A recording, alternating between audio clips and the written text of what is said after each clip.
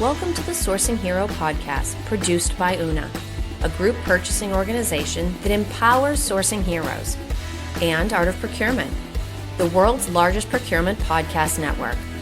I'm your host, Kelly Barner. The goal of the Sourcing Hero podcast is to capture the epic stories of people who are rising up and beating the odds to create exceptional value within procurement, directly from those heroes themselves. Today, my guest here on the Sourcing Hero podcast is Kris Lance. Kris is Vice President and General Manager at Una, a group purchasing organization that provides the Sourcing Hero with its home.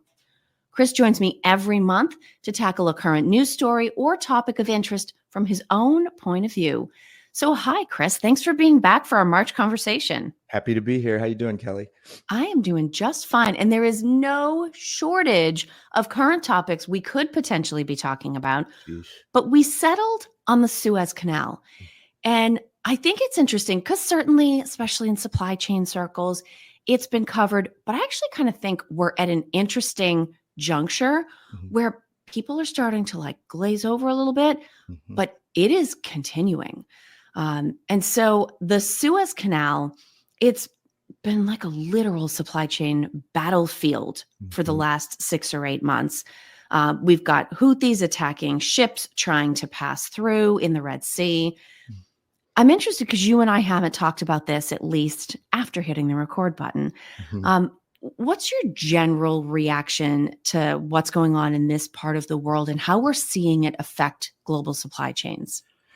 Well, I mean, my knee-jerk reaction, if we're just looking at that region, my knee-jerk reaction is the amount of lives lost since October. Yeah. I mean, if we're just in that region, and in my mind, I think I've said this on other, less than great topics, right? But anytime you see things like this, I immediately think of the children, like how confused, how awful. Especially, there's no shortage of footage, I'll say from both sides, for lack of a better term, but it's just awful. But now you remove the emotion. What's my reaction? Well, I still kind of find myself shaking my head, and I hear this little voice saying, "This is gonna be so bad." Because for me, it's like we're still scratching the tip. I think it's still a pressure cooker right now. And what I mean by that is I think it would behoove everyone to just stop for a second and look at who is really involved. I mean, sometimes we're talking about countries or areas that your average American couldn't find on a map, but everybody knows Iran, China, Russia, and they're all connected is where I'm going with this, right? Just like the U.S. is connected in its role in supplying or supporting other players. So I say all that to say I'm just watching this grow, and I'm sort of waiting for that shot heard round the world moment, kind of like what's going to be the catalyst, because like if and when this goes hot or something happens, I don't believe it's going to be contained to just that region. So I'm just kind of bracing, I guess, if you will.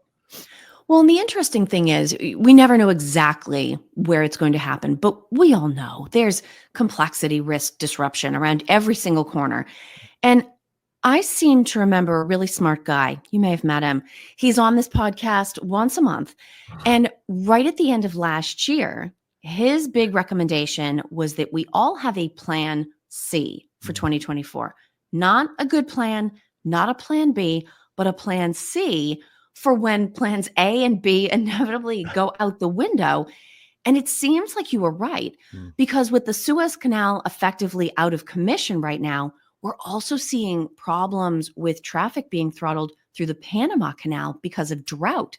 And so in a lot of ways, these were each other's sort of plan B. It seems like we could all use a plan C right now. You follow the Panama Canal. What's sort of the latest that you've read about what's going on there? So it's interesting. I'm a little bit, but not too much. But I say that because I don't think it means there's not anything going on. I think there's other focuses that would get more clicks or attention, right? Like you just said at the onset, there is a lot going on a daily basis. Now, I think the most recent headline that I saw, it said Panama Canal to increase daily transits to 27. It was like all bold, massive font. I'm like, oh, okay, let's go. And I clicked on it, and the increase was like from 24 to 27. like the the daily Yeah. transits. And so I'm like, oh, okay. So like that big sale, 50 cents off, right? So the latest charts overall that I'm seeing on like the maritime volume, specifically through the Panama Canal, though, it is not showing anything getting better. Mm, Not too much worse, but definitely not better. So that said, like I'm still expecting like heavy disruptions pretty deep into 2024 if we get any relief this year. Because it's wild to say, but it's already March, right? I know. So I think we'll be having issues deep into the summer, if not beyond, just specifically on this. Yeah. Well, and it's interesting because even in preparation for us having this conversation, I Mhm, think of myself as somebody that follows the news generally and, of course, supply chain specific news very closely. mhm, But there were some things that have happened in the last couple of weeks that I don't feel like received the appropriate coverage or the right level of coverage. One is that in early March, the Houthis managed to sink their first ship. So they took down the Ruby Mar, which is a British ship. And obviously, taking down a ship is a bad thing. It's an escalation. It certainly raises concerns, but it also poses an environmental threat to the area where the ship went down. mhm. How do you find yourself responding to examples of escalation like this? So when I first read about that ship going down and the for the audience here, the environmental catastrophe, there was like 21,000 metric tons of ammonium phosphate that went into the sea when it sank. So perhaps this is a little crass, but like the first thing I thought was, well, where's Greta Thunberg and the people sitting in traffic on climate change on this one? Because I'm like, holy smokes, like that's a lot. That is not good. No, Yeah. no, no, no, not at all. But really, though, what it shows me is that like this is not a game. This isn't posturing. We've talked about close calls, but we're now officially talking about active rockets and missiles hitting ships simply because of the flag that's displayed on it. So it goes back to what I said not too long ago, where it's what's going to be the straw that breaks the camel's back? Like which shot is going to be the shot? There's a lot of big issues going on in this region, and they're so big and so frequent. It almost seems like we just kind of paper over them. But yeah, I'm glad you called this out because I don't think a lot of people realize that this ship didn't just sink. Like there's ripple Mm. effects to all of these things. So Absolutely. And to your point about this not being a game, this is extremely real. If it's surprising that the sinking of the Ruby Mar and the potential environmental catastrophe that could go along with it didn't make headlines, how's this for a shock? On March 6th, the Houthis managed to kill crew members. So they attacked the merchant vessel True Confidence, which is a Liberian owned bulk carrier. They killed 3 crew members on the ship and 4 other people were injured. So now we have a situation, to the question about what is it going to be that's really going to elevate this to people's awareness. Apparently, it's not loss of human life, right? Because that didn't get covered. So now we have people dying to make our supply chains work. And you and I talk about geopolitics a lot, being aware of it. What role does it play in our everyday job? When we start to lose lives, mm, how can we both continue doing our jobs because we need to do that, mhm. but also process the increased level of geopolitical entanglement so we're sort of making decisions in the appropriate context? Yeah. Well, I think processing is the right word. I'll come back to that in a second. It's heavy. It's really heavy. Because when you put it in that context, as you should, it's like lives are being lost to make sure supply chains work. Like it's just a lot to take in.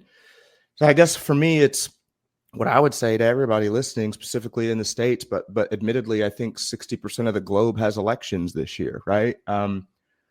Later in the year, when people are heading to the polls, I would just say, please consider your candidate's views on manufacturing. Consider your candidate's views on foreign relations policies as really, really strong topics. Because from my view, and it's just a limited view, right? But I would argue that the U.S. is still strong, smart, capable enough, and with resources where we can bring more things back stateside and limit our risk or our exposure. I just, for me, oil and retail ships being fired upon on the other Mm, side of the world kind of feels like it can be avoided with some meaningful changes. But what I was touching on before is when I say like I really would recommend, it's gonna sound really cold, but I would recommend kind of coming to terms with things like this and learning how to process it honestly, because like you and I have hinted at on other topics, we've heard numerous people in positions of power and and with more information than us saying that war is inevitable. And so to me, well, war and supply chains are they're heavily attacked. yeah. And so it sounds like wisdom, right? Whether you read The Art of War, things like that, but what that means is devastation for the average person. So sadly, very sadly, I actually think more of this is going to happen before anything starts to calm down. So I don't want to say be comfortable with it. My goodness, no, don't be comfortable with the loss of life, but be comfortable with or be able to understand how intense these things are getting, and that each response in and of itself is an escalation. So what could be next? That's kind of my take, my thought. And know what's happening. I mean, I I felt horrible when I found out, I don't know, let's say 10 days after this happened, right? Because I was getting ready for us to have the conversation. Mhm. We had already more or less decided on this topic. I'm trying to make sure I've sort of got the latest. Every once in a while, you might see an image go by where you mentally say, okay, something new in the Red Sea, or at the very least, nothing's materially changed in the Red Sea and Suez Canal. But I almost felt a sense of guilt. Yes, it is happening far away, but for all we know, I mean, this ship may have been carrying oil that's coming here, Mm, grain that's going to Europe. These bulk carriers are moving things around the world that, whether they're coming directly to us or not, are mhm, in our supply chains. mm, And to think that people lost their lives. Yes, I'm sure it's considered a higher than average risk job to work upon a merchant vessel. I'm sure it's riskier than my job, Kris. I have a feeling it's riskier than your job, right? Yep. So there's some amount of risk tolerance that's going on. Mhm, But reading the story and thinking, three people just trying to get stuff from point A to point B are gone because they were in the wrong place at mhm, the wrong time. I think, and this sort of leads to the last thing I want to get a chance to talk mhm, about with you, is this: to be a normal person, to read the news and to think, okay, I can't personally go there and help. mhm, I don't have anyone's ear where I can say, hey, we need to change things. This is a very real concern. Um, I thought you did an excellent job in the second edition of your newsletter. We actually talked about this in February. You started writing a monthly newsletter where you take kind of the same sorts of stories that we would talk about here, but a mhm, whole mix of content: political cartoons, social media stuff, book reviews, kind of pull it all together. And you did a really effective job talking about the small, medium, and then large global disruptions that could occur as a result of the mm, attacks, like the ones we're talking about in the Red Sea leading to the Suez Canal. Are average people around the world maybe about to be called up to be the heroes? We always ask people on the show, like, what does the idea of a sourcing hero mean to you? right. What does heroism look like in a business context? Even to process that moving something around could lead to unnecessary death. Mm. Is this sort of like a little flag on the horizon that we're all about to get called back up to be heroic in some capacity? Ooh, so so you said a lot there. But yes, an emphatic yes, absolutely is my that's my view, right? So the importance of supply chain extends beyond procurement and sourcing, like as a career or a job, however you want to call it, right? When you boil it down to like what is procurement and sourcing, what is supply chain? We're talking about the real availability of goods and services. And so what that is we're talking about the availability of goods and services on a personal level too. It's just not, did the company get their product, right? It's Yeah. like, did your grocery store get the food that you need to feed your family? So I would ask it this way. Do you know any heroes who found baby formula or diapers a couple years ago? Do we know any heroes who found masks when that was a mandate? True. Yeah, I absolutely think that personally and businesses, people are going to have to rise to the occasion, I guess, if you will. Because again, I think things are going to continue to escalate. So the impact of warfare or even just tensions has always, like in history, it's always been devastating to supply chains. And so sadly, I think most people, especially in the US, they tend to wait for something to be at their doorstep to take action. And so if you take a step back though and you look at the last 4 years, it's kind of a naive outlook to have at this point. I Mm. mean, what I'll say, I'll end it with this, is bold. But nobody is coming to save you, and failing to plan is planning to fail. So if you know any of those heroes, what made them the hero? Did they have foresight? Was it they planned ahead? Were they in the right place at the right time?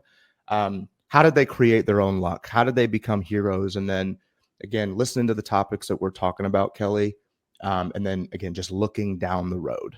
So Awesome. I mean, I think that's a great point of view. And it's funny because you talk about sort of supplying our own homes yeah, yeah. during COVID.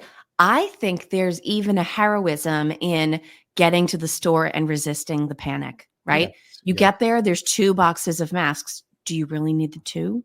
Can you Mm, take one and maybe you make somebody else's day because one is still on the shelf? mhm. There are so many different ways to be a hero personally and in a supply context. They don't all involve sort of figuratively running into burning buildings. Right. Sometimes it's about just staying calm and keeping the bigger picture perspective in mind. And I Mm. think we're going to need a lot of calm Well as said. we go through 2024. Let's keep our heads on straight, right? Mhm. Now, as we start to wind down, I want to make sure how people know they can connect with you. And there's a lot of different resources they can access.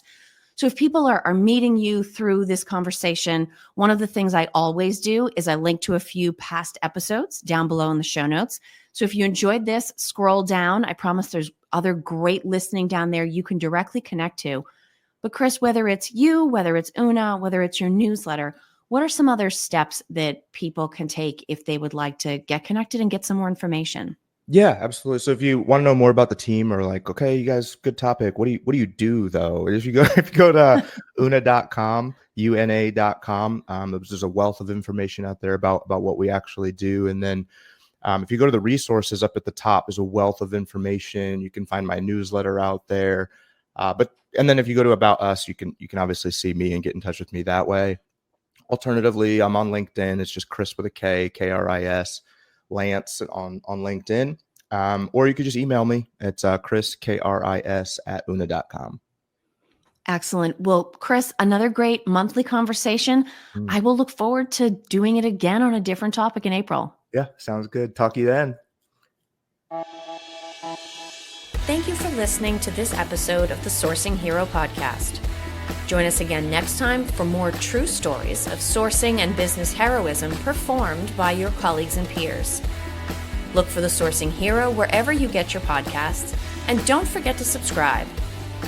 Finally, don't forget, sourcing heroism is taking place all around us every day. Keep your eyes open and you're bound to see it. Until next time, I'm your host, Kelly Barner.